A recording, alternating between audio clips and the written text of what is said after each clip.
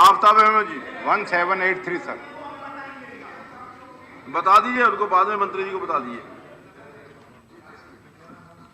श्रीमान जी, पिछले 3 वर्षों के दौरान अवैध खनन की कार्रवाई का विवरण निम्न प्रकार है। पकड़े गए वाहनों का ब्यौरा 3 साल का है, छोड़े वाहनों का भी है, जुर्माना राशि कितने रुपए, एफआईआर की संख्या भी है, जिलावार विवरण के अनुरूप वो लगाई गई है।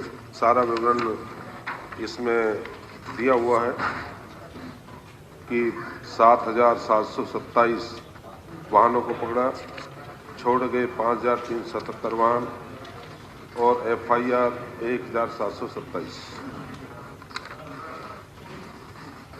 सर मेरा जो सवाल था वो स्पेसिफिक था। मैंने ये पूछा था कि बताएंगे कि पिछले 3 वर्षों के दौरान उन मामलों का जिलेवार संख्या कितनी है जिनमें अवैध खनन के विरुद्ध सरकार द्वारा कार्रवाई। इसमें तो इन्होंने लिखा तो है, ओवरलोडिंग का दिया है सर, ट्रकों के वाहनों का दिया है, और एक भी इंफॉर्मेशन इन्होंने दी नहीं कि इलीगल माइनिंग की मांगी थी मैंने किसी चीज के लिए। ये लिखा क्या है?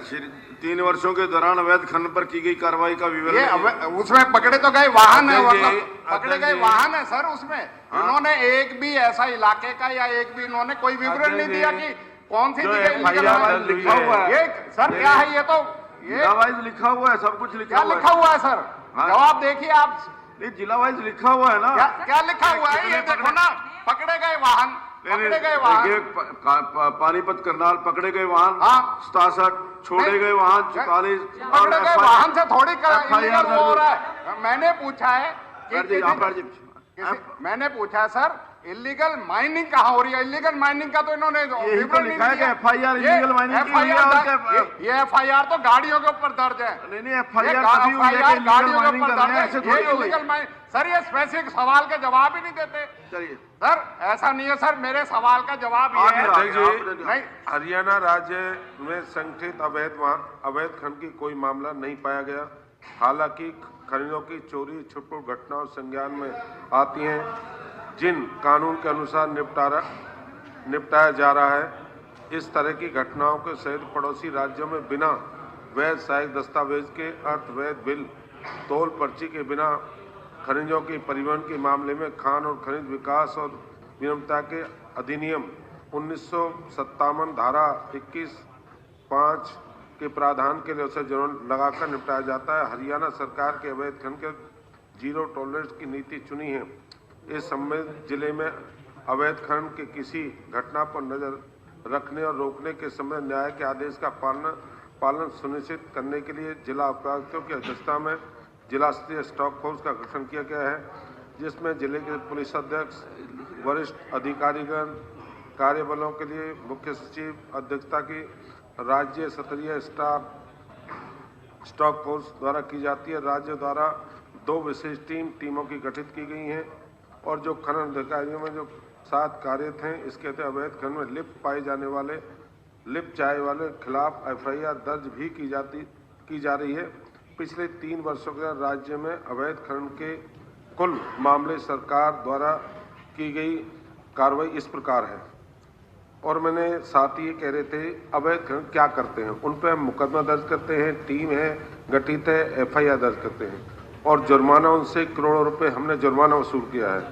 और जिन वाहन छोड़ा है वो हमारे पास है। टोटल हमारे पास 7,700 पकड़े वाहन हैं और छोड़े गए 5,377 हैं और जुर्माना 133 करोड़ 83 लाख 22,916 हैं और 1,727 एफआईआर दर्ज हैं। सर मेरा माननीय मंत्री जी से आपके माध्यम से ये सवाल है कि ये ओवरलोडिंग जो है ये बिल्कुल ही अलग इशू है। ओवरलोडिंग जो है उस पे मतलब एफआईआर दर्ज होना अलग है। हमने कहाँ लिखा हुआ है?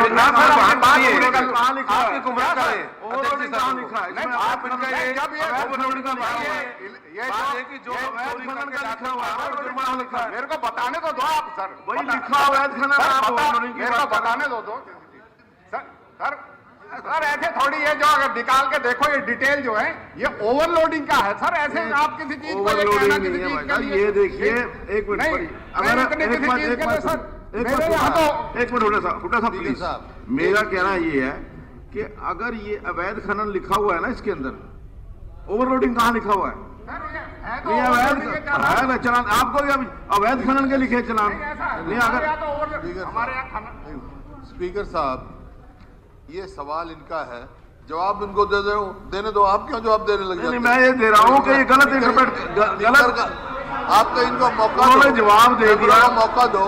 अगर ये गलत सवाल पूछने दे कहते भाई गलत गलत बड़ी गलत रहे ये, तो जवाब आप क्यों दे रहे हो? इनको देने दो। उन्होंने तो दे दिया, उन्होंने दे दिया। इनको ये तो बताने दो ये ओवरलोडिंग का है या इलीगल माइनिंग का है, इसमें क्या बात? अगर जो पढ़े लिखे भी अनपढ़ हो जाएंगे तो क्या करेंगे? जो विधायक साथी कह रहे हैं ये ओवरलोडिंग का नहीं, इसमें वो लोग हैं जो बिना बिल के इरवना चोरी करके पत्थर लाते हैं और उनको एनजीटी के तहत बंद कर दिया जाता है। उन पे एफआईआर दर्ज उन पे होती है। उनके पास वाहनों के 3 लाख 4 लाख रुपए, जो 25 साल थे उस पर 3-4 लाख, उससे कम है 3 लाख रुपए 2 लाख रुपए। ये वो है जो अवैध करके चोरी करके निकलते हैं। उनको ओवरलोडिंग इसमें वो नहीं है, जिन पे ई रवाना नहीं है, बिल नहीं है। सर मैं आपके माध्यम से कहना चाहता हूं, मेरे जिले में कोई माइनिंग नहीं होती और मेरे जिले में जब ये जिलावार देखा जाए तो ये चालान है ना, ये सबसे ज्यादा है। यमुनानगर में और भिवानी में जहां वो होती है उससे मुकाबले में, मतलब तो जब ये नहीं होती तो इलीगल माइनिंग के तो है ही नहीं सर। ये तो जो सरासर ओवरलोडिंग का इन्होंने करके और जो व्हीकल पकड़े उनका सारा चालान करके, और एक एक चालान जो है 10-10 लाख के होते हैं। मंत्री जी आप तो खुद स्वयं चेकिंग पे भी गए हैं। मेरा तो आपसे ये है कि हमारे यहाँ जो है ना यही धंधा है और उस चीज को किसी चीज को उस चीज को जो चोरी है खनन जो है हमारे यहाँ नहीं होता किसी चीज के लिए। जहाँ जहाँ चोरी है विधायक जी को साथ लगे मेवात में, अगर मेवात में चोरी है नहीं हम तो सर मेवात में जहाँ चोरी है साथ लेके चलेंगे विधायक जी को। सर हो गया नहीं सर किसी चीज। Thanks for watching this video. Please like and share. Dear friends, please subscribe Sameem Rahania YouTube channel and also tap the bell icon. Thank you.